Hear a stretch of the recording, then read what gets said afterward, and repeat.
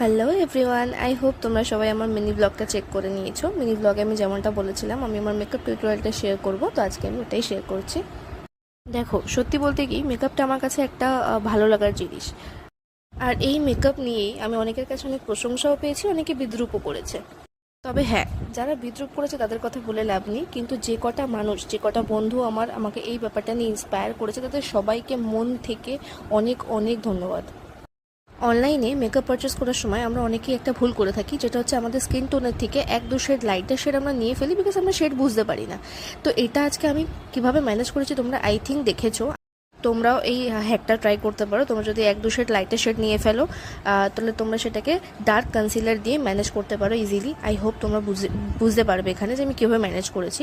আর যেটা হয়ে থাকে কি, সময়ের সাথে সাথে অনেকের স্কিনে না মেকআপটা ডার্ক হতে থাকে, অনেক ক্ষেত্রে অক্সিডাইজ হয়ে যায় মেকআপ। তো সেই প্রবলেমটা আমারও রয়েছে। আমি যতই